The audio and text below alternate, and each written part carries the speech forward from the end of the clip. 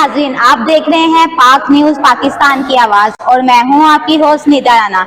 इस वक्त मौजूद हैं हम सोशल सेंटर शारजा में, जहां पर बहुत ही खूबसूरत इवेंट मुनक्कद हुआ और हमारे साथ मौजूद हैं एक बहुत ही खूबसूरत पर्सनैलिटी हसन अली। उनसे पूछते हैं कि उनको ये इवेंट्स कैसा लगा। जी, आपका बहुत शुक्रिया, पाक न्यूज़ का बहुत शुक्रिया कि वो सोशल सेंटर शारजा आए। उन्होंने चैन 5 जो स्पॉन्सर कर रहा था एक वुमेन बैडमिंटन टूर्नामेंट, उसको मुकम्मल कवरेज दी। उसको आपने जो है वो अपने चैनल से लाइव भी दिखाया। शायकीन जो देखने वाले थे, पसंद करने वाले थे बैडमिंटन, उन्होंने लाइव भी देखा। उसके अलावा इवेंट बेसिकली इस इवेंट का करवाने का मकसद ये था कि पाकिस्तानी जो यहाँ यूएई में मौजूद हैं, उनके घर की जो ख़वातीन हैं वो ज़्यादातर कुकिंग में मसरूफ़ रहती हैं। उनका सोशल नेटवर्क बहुत कम होता है।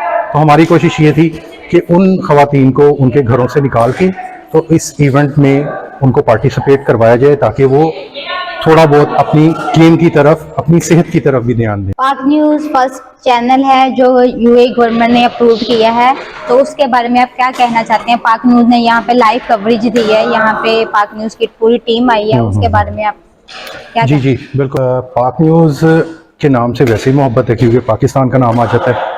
और पाक न्यूज़ ने बहुत अच्छा काम किया। हमारे पूरे इवेंट को इन्होंने बेहतरीन तरीके से तमाम जो शायकीन देखने वाले थे उनको दिखाया। और ये बहुत अच्छी बात है कि यहाँ पे यूएई के अंदर पाक न्यूज़ जो है वो बहुत अच्छा काम कर रहा है। और मेरी नेक तमन्नाएं वो पाक न्यूज़ की पूरी टीम के साथ है।